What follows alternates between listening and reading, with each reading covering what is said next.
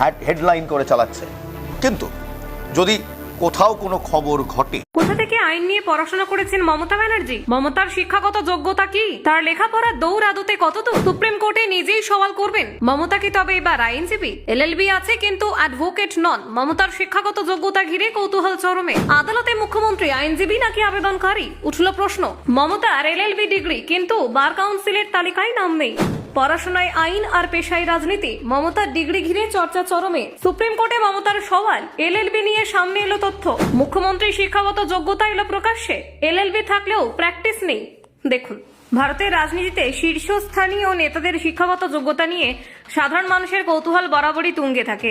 সেই কৌতূহল আরো বেড়েছে সাম্প্রতিক এক ঘটনাকে ঘিরে, যেখানে সুপ্রিম কোর্টে একটি মামলার শুনানিতে নিজেই সওয়াল করতে দেখা গিয়েছে পশ্চিমবঙ্গের মুখ্যমন্ত্রী মমতা বন্দ্যোপাধ্যায়কে।